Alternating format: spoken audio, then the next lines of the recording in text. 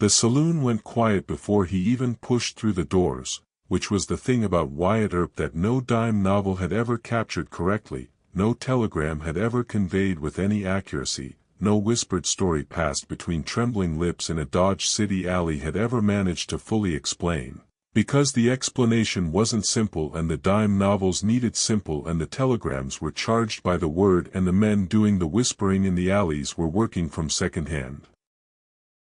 accounts of second-hand accounts that had lost most of their precision in transmission.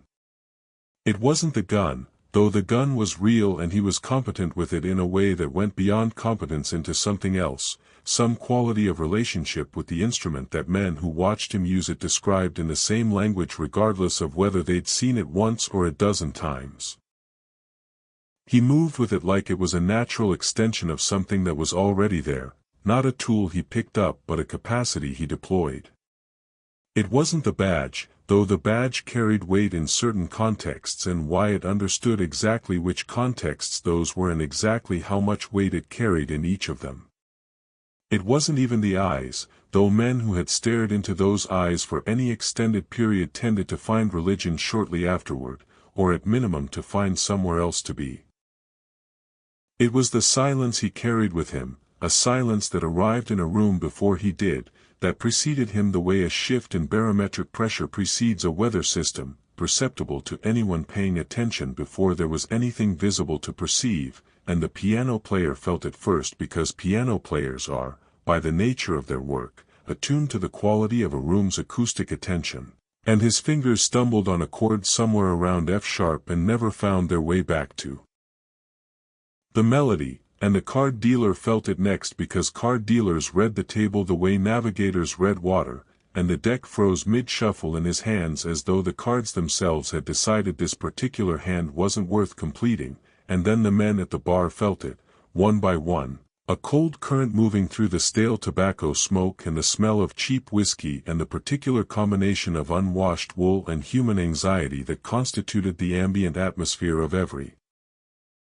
Cattletown saloon in the territory, and they turned, not because they heard anything, not because there was any sound to orient toward, but because something in the oldest part of their skulls, the part that predated language and reason and the entire civilizational apparatus that had theoretically made them something other than prey, told them to turn. Wyatt Earp stood in the doorway, and he didn't say a word, and he didn't have to, because the room had already understood him before he opened his mouth, which was the essential fact about Wyatt Earp that his legend had spent 100 years trying to encode and mostly failing to convey with any precision, reducing it instead to the comfortable shorthand of the fast draw and the steady nerve and the clean shot, when what actually distinguished him from the other men in rooms like this one who also had fast draws and steady nerves and clean shots was this quality of prior comprehension, this thing the room did when he entered it, this collective recalibration of every person in his presence before he had done anything at all to merit it. The man he was looking for sat at a corner table near the back of the room, which was where men who were looking for cover and egress simultaneously always sat, and his name was Clay Devereaux, 42 years old, originally from somewhere in Louisiana that had stopped claiming him around the time he was 20 and had not reconsidered, wanted in 3 territories for robbery, murder, and a list of lesser crimes so extensive that the wanted poster had required a second sheet of paper, which was not common and which suggested a career of consistent if not spectacular ambition in the direction of ruining other people's lives for personal gain. He had a glass of rye in front of him, a woman on his left, and 2 men flanking him on either side who existed specifically to ensure that situations like this one never developed to the point they had now clearly developed to, and when Devereaux looked at Wyatt Earp standing in the doorway he did a series of things in rapid succession that told anyone watching the precise story of his internal state.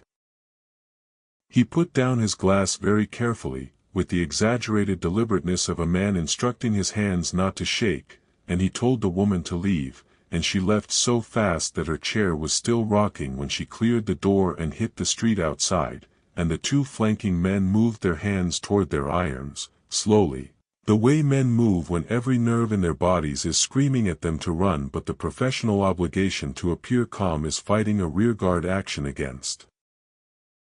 That instinct, their fingers hovering above the pistol grips without making contact, their eyes cutting sideways toward Devereaux for the signal, for the word that would resolve the unbearable ambiguity of the present moment into something they could act on. Wyatt looked at those two men the way a surveyor looks at terrain he has already mapped, not to gather new information but to confirm what the measurements had already established, measuring distance and angle and the specific quality of their hesitation. And his hand didn't move and his expression didn't change and he didn't reach for his Colt and didn't shift his weight and didn't give them the courtesy of appearing to consider them a threat, and after a moment that lasted approximately as long as it takes a man to run the relevant calculation twice and arrive at the same answer both times, the two hired men lowered their hands, not because Wyatt had told them to, not because any word had been exchanged, but because something in the mathematics of that moment had resolved itself in a direction that left them only one rational option, and both of them had run the calculation independently and arrived at the same conclusion at roughly the same moment, and the conclusion was not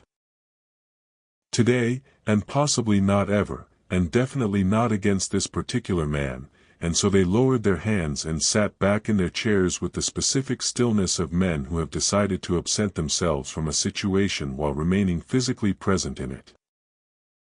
Wyatt walked to Devereaux's table and pulled out the chair across from him and sat down and placed his hands flat on the table, fingers spread, with the particular deliberateness of a man communicating that the hands are visible and accounted for and the conversation about what the hands might do is therefore over. And the entire saloon was holding its breath in the way that rooms hold their breath when something is happening in them that everyone present understands will be significant, that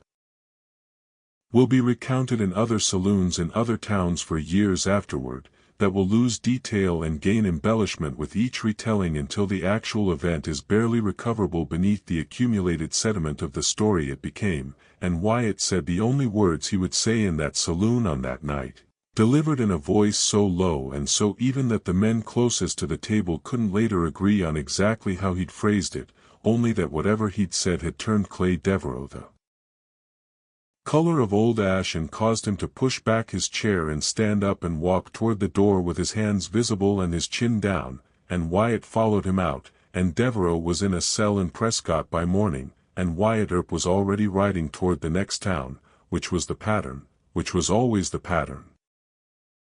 The West in those years was a place that existed in two versions simultaneously, the way a river exists as both the water and the shape the water carves into whatever it moves through, and understanding one version without the other produced the kind of comprehension that was worse than ignorance because it was confident and wrong simultaneously, and it took a particular kind of man to hold both versions in his head at the same time without allowing either one to collapse into the other.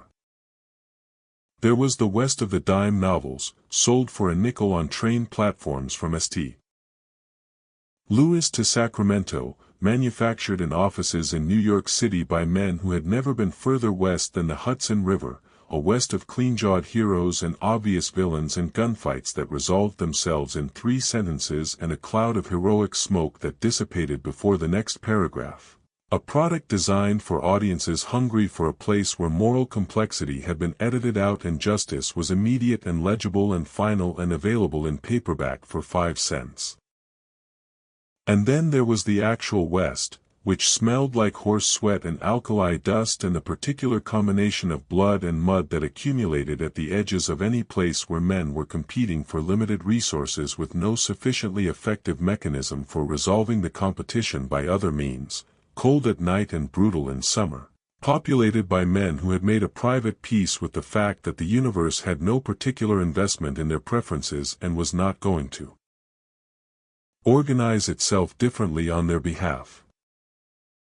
Wyatt Earp understood both versions, which was rarer than it sounds, because most men who spent time in the actual West lost their ability to credit the dime novel version with any relevance, and most men who consumed the dime novel version were entirely unprepared for what the actual version contained, and the capacity to move between them, to understand the logic of each on its own terms and to recognize where they intersected and where they diverged, was the kind of operational intelligence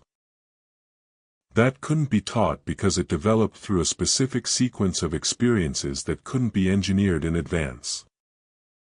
He had grown up in a family that moved constantly, crossing the country in stages the way water finds its way downhill, always seeking some new configuration of circumstances where the Earp name might take root and produce something, and he had learned early to read situations the way other men learn to read weather, watching for the small advance indicators, the way a man's weight shifted before he reached for something, the way a crowd's density changed before trouble coalesced in it, the way a town that appeared peaceful on its surface could be carrying a decade of accumulated grievance in the dark beneath, pressure building without visible outlet until it found the crack. He had worked as a lawman in the cattle towns during the years when cattle towns were places that needed lawmen the way a bleeding wound needs a tourniquet, not because anyone particularly wanted one but because without one the bleeding would simply continue, and each town had been a variation on the same fundamental problem. Money and men arriving together faster than the institutions of civilization could follow, the former creating incentives and the latter arriving with 6 months of wages and 6 months of accumulated energy and no established framework for expressing either one in ways that didn't involve property damage and worse. Wyatt had explained his operational framework once to a journalist from back east who had been following him around for a week with a notebook, a young man whose expression of permanent bewilderment at everything he encountered west of the Missouri River suggested that the gap between the version of the West he had been raised on and the version currently surrounding him was wider than he had anticipated, and what Wyatt had told him was this: that most men who intended to cause trouble would tell you about it before it happened, not in words but in how they were standing, where their eyes went, whether their breathing had changed in a specific way that elevated heart rate produces in a person who is about to attempt something they are not certain will succeed, and that watching a man for 30 seconds would tell you everything you needed to know about what he was planning to do next, and that once you knew that, the only remaining question was whether the conversation happened before the shooting or after it, and that he preferred before because it was quieter, and the journalist had written this down carefully and then asked whether he always managed to make it happen before, and Wyatt had looked at him for a moment with the flat, patient expression that was the only answer that question deserved, and the journalist had moved on to other topics. Tombstone, Arizona, in 1881, was a place that had materialized in the desert like a hallucination produced by silver fever, and like most hallucinations it was vivid and internally consistent and structurally unstable in ways that weren't immediately apparent from the inside, 20 months out from the first significant silver strike and already pushing 10,000 residents, 6 newspapers, an opera house, a school, more saloons than any reasonable accounting could justify, each one doing brisk business from the moment the sun cleared the Dragoon Mountains until well after it went down behind the Huachucas, and all of it sitting on top of a set of structural tensions that were going to resolve themselves eventually and violently, because structural tensions of that type always do, and the only question was when and in what form. The cowboys were the specific form that Tombstone structural tension had chosen to organize itself around, not cowboys in the generic sense of men employed in the management of cattle, though many of them had been that at some point, but the cowboys as a specific organization, loosely structured in the way that criminal organizations are always loosely structured because loose structure provides the individual members with plausible distance from any particular act while the collective maintains coherence around the shared project, operating on both sides of the Mexican border with the county sheriff's office in a relationship that fell somewhere between uneasy truce and active partnership depending on who you asked and whether they were in a position where the answer could get back to anyone who mattered. The Earps had come to Tombstone looking for what everyone came to Tombstone looking for. Money, which was the honest answer that the legend would later obscure beneath a more flattering narrative about law and order, because law and order were real concerns but they were not what had brought the Earp family to the Arizona territory, and pretending otherwise was the kind of retrospective mythologizing that the actual men would have recognized and found mildly amusing. The trouble with the cowboys had been building for the length of time that structural tensions require to build before they find their moment, and it found its moment at the vacant lot beside the OK Corral on the afternoon of October 26, 1881. In approximately 30 seconds that have been argued about in courtrooms and books and barrooms and academic conferences for 140 years without reaching a consensus on anything beyond the most basic facts, which are these. 3 men died, 2 Earps were wounded, and Wyatt Earp was standing in the settling dust and dissipating gun smoke without a scratch on him, which was not the result that the men on the other side of the encounter had been anticipating when they went into it, and which was the result that everyone who understood anything about Wyatt Earp had expected, because the calculation that preceded the shooting had resolved itself in his favor before the shooting began, and the shooting was simply the physical confirmation of a mathematical conclusion that had already been reached. He had moved through those 30 seconds with the economy of motion that characterized everything he did, no wasted movement, no hesitation, no moment of decision that anyone present could identify from the outside because the decisions had been made already, somewhere in the space before the action, in the calculation that preceded everything. And when someone asked him afterward what he had been thinking during the fight, he looked at them for a moment and said only that he hadn't been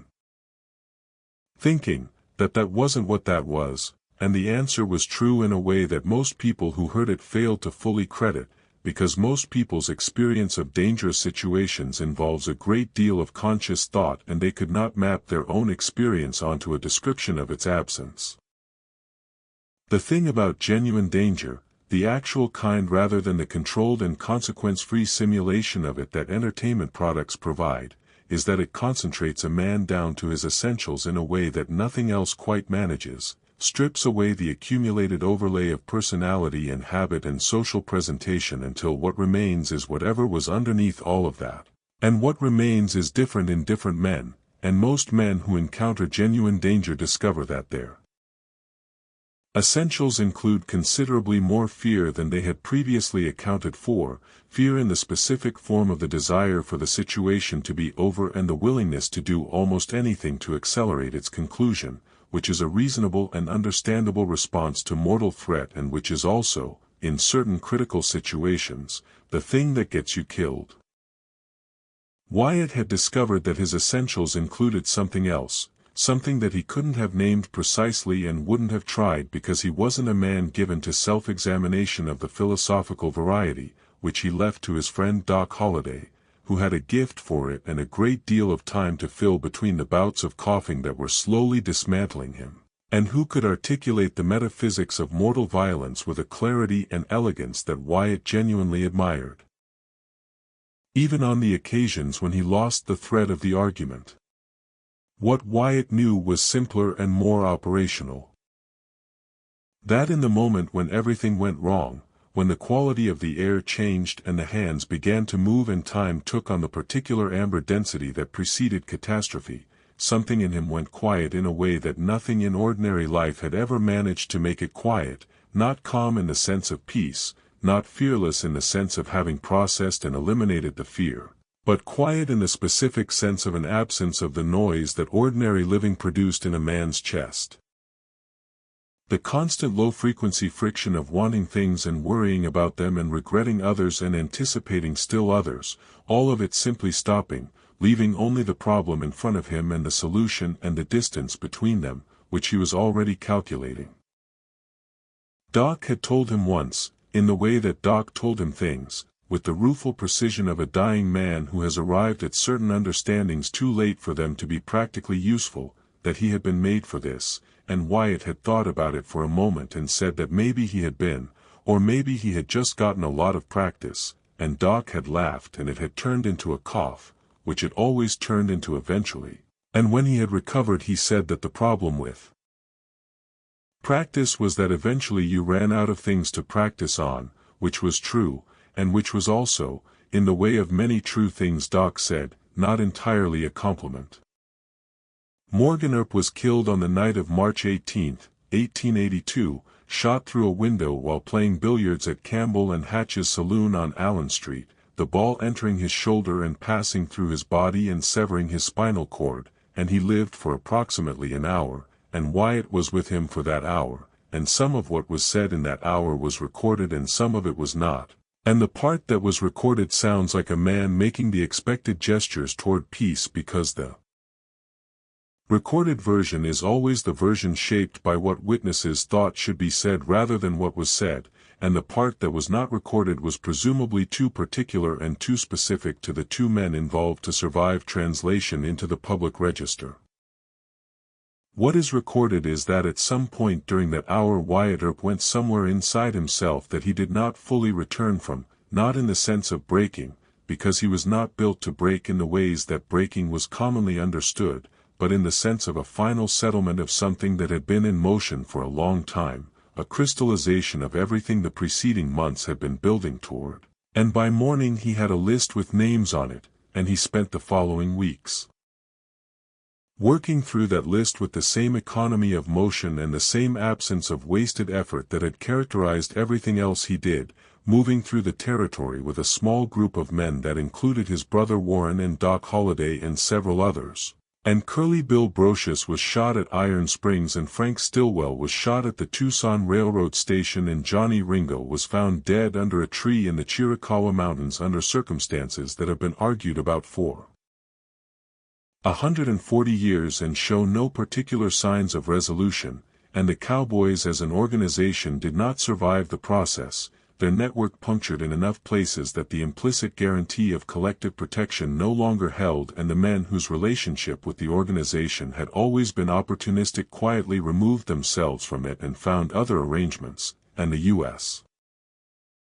Marshal's office issued a warrant for Wyatt's arrest and he moved to Colorado and the warrant was never served, and the thing that needs to be understood about those weeks is not that Wyatt had operated outside the law, which he had, but that he had operated in the space he had always been most comfortable in, the space between what the law could do and what the situation required, which was the space that the actual West had always needed someone to occupy and that the dime novel West had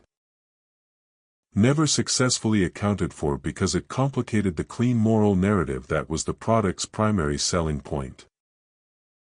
The legend and the man are two different things, and the distance between them expanded with every decade in both directions, the legend becoming more heroic and more simplified as it moved through the cultural machinery that converts historical figures into usable archetypes. The man becoming more complicated and more ordinary in the ways that men become complicated and ordinary when they outlive the circumstances that made them significant and have to continue existing in a world that no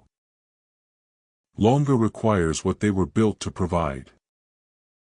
He had gone from Tombstone to Colorado and from Colorado to California and from California to Alaska during the gold rush and back again to California, to the desert, to a small house in a town called Vidal that was barely a town in any meaningful sense, and he was old by then in the way that actual men get old rather than the way that legend figures get old, which is to say with the specific gravity of having outlived most of the people he'd started out alongside and having carried the memory of them for decades, with the particular tiredness that comes not from physical exhaustion but from having seen too much of what people are capable of doing to each other and having been, for a long stretch of years, the mechanism by which some portion of that capability was curtailed. He talked to a writer named Stuart Lake in those last years, carefully, giving Lake enough to work with while keeping back the things that didn't belong in a book, and Lake produced the biography that would become Wyatt Earp. Frontier Marshal and that John Ford would read and give to John Wayne and that would eventually, through a sequence of transactions that passed through several decades and a great many hands, become the template for most of what the culture believed about the American West and the kind of man it produced, which was a version that was accurate in its broad outlines and distorted in its weight, the way the courtroom version of any case is accurate in its details and distorted in its weight. Stripped of everything that couldn't be presented in a form the audience was equipped to receive. Lake had asked him once whether he had regrets, and Wyatt had looked out the window for a long time before answering, and what he said was that he regretted the ones that didn't work out the way they should have, but he didn't regret trying, and Lake had pressed him on what he meant by that, and Wyatt had given him the look that ended subjects, and Lake had moved on.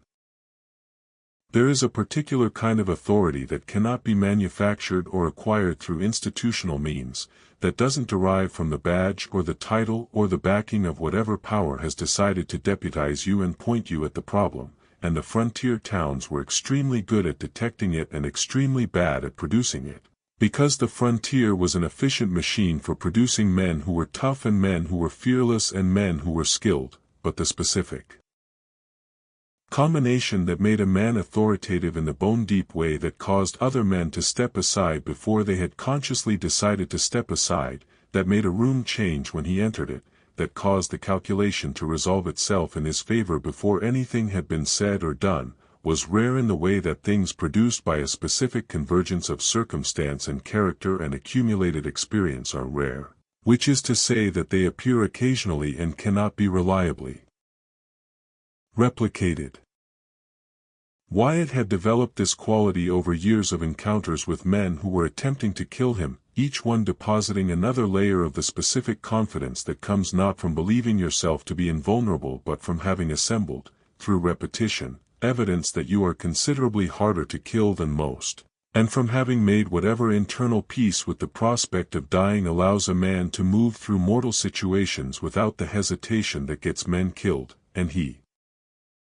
had watched other men attempt to use the appearance of this quality as a substitute for the thing itself, affect the walk and the manner and the careful economy of movement and practice the expressions in mirrors, and it never worked because the thing people were responding to was not the surface but the information the surface carried, the accurate communication of what was underneath it, and you cannot communicate accurately the presence of something that is not there.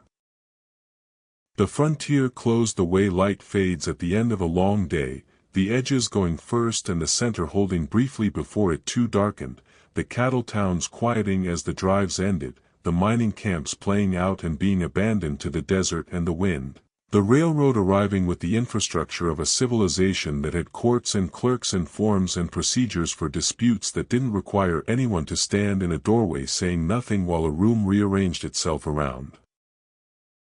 their presence, and Wyatt outlived the world that had made him in the way that men built for specific circumstances often outlive those circumstances, carrying the configuration of qualities that made them essential in a context that no longer exists, and he adapted because adaptation was what survival required and he had always been, above all things, a man who survived. But the silence that preceded him didn't adapt because it wasn't a strategy, wasn't something he maintained through effort or deployed through decision, was simply what he was underneath everything else, what had accumulated through 2 decades of exactly these situations, through every room and every doorway and every calculation that had resolved itself before a word was spoken, through everything he had done and everything that had been done to him and everyone he had lost along the way and had continued forward afterward regardless. And people still felt it when he walked into a room in those last years. Smaller than it had been, moving through a different and diminished world, but still there, still doing what it did, still communicating to whoever was paying attention the same thing it had always communicated. Here is a man who has been tested in the specific way that removes all uncertainty about what he is made of. Here is a man who found out what was underneath everything and found it sufficient. Here is a man who has nothing left to prove and has known it for long enough that the knowledge has become as much a part of him as anything else. The chair Wyatt pulled out at that corner table, in Tombstone and Dodge City and every other town where the calculation needed to be run and the room needed to understand what it was dealing with, that chair is still there in the sense that the situation it represents recurs in every generation in different forms, the same fundamental problem dressed in the clothes of different decades, the same question about what happens in the space between what institutions can do and what situations require, the same silence arriving before the man, the same room rearranging itself before anything has been said, the same calculation resolving itself in the same direction, and somewhere in whatever the American imagination is made of the sound of boot heels on a wooden floor is still approaching that chair, and the piano has stopped, and the deck is frozen mid-shuffle, and the men at the bar are turning one by one, and the silence has arrived before the man, and the man is in the doorway. And he doesn't say a word, because the room already knows, because the room has always already known, because some things are communicated before language and below language in the part of us that predates the entire apparatus of civilization and still understands, without instruction and without warning and without any exchange of words at all, exactly what it is looking at and exactly what it means and exactly what is going to happen next, and that is what Wyatt Earp's silence sounded like.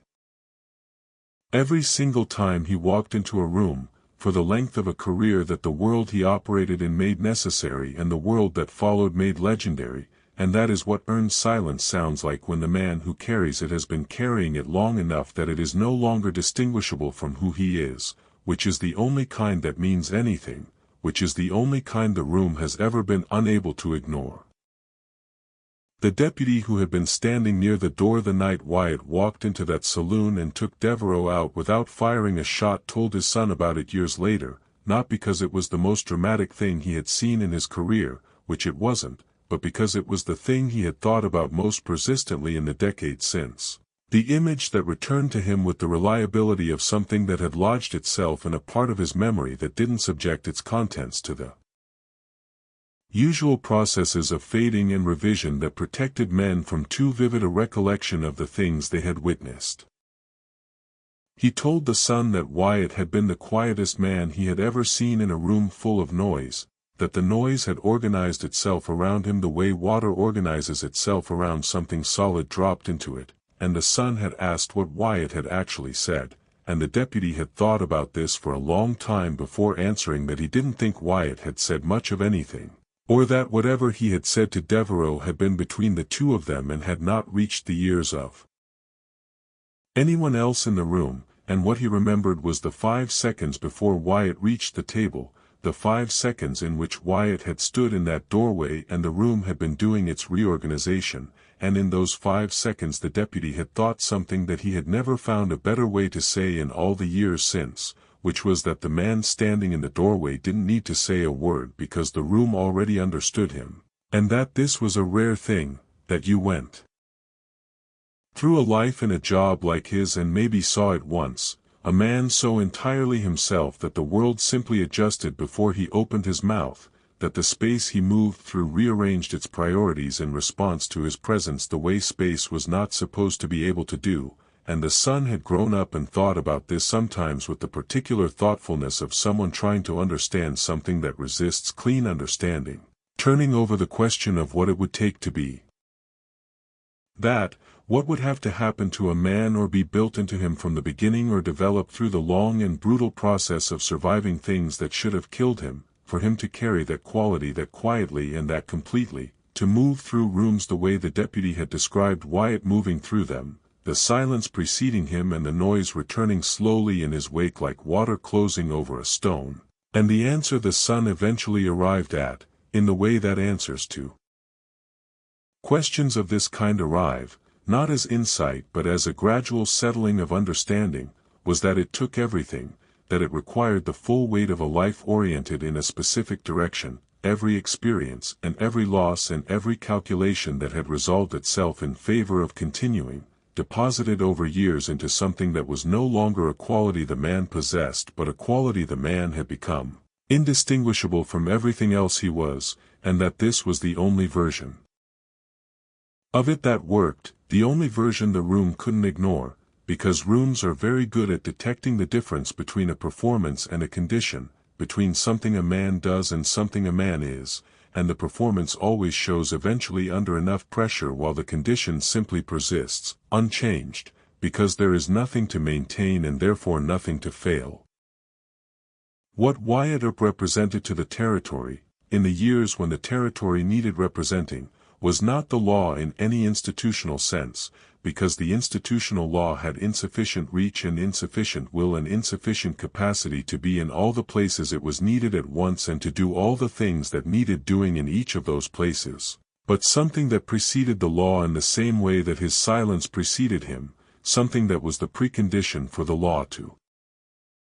function at all, which was the demonstrated possibility that the forces operating against order could be confronted by something that would not be moved or bought or frightened, that had internalized the stakes of the confrontation in a way that removed negotiation from the available options, Not because negotiation was philosophically objectionable, but because the specific configuration of his character and his history and his accumulated understanding of what the territory required had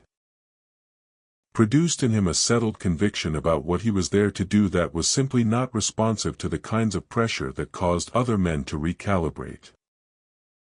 This was the quality that the dime novels were trying to point at when they wrote about the fast draw and the steady nerve, the quality that the legend was built on top of, imprecisely, because the legend needed a surface and the actual quality had no surface, was entirely interior, expressed itself only in the behavior it produced and in the effect that behavior had on rooms and on calculations and on men who were pointing guns at him and suddenly were not, and the writers who tried to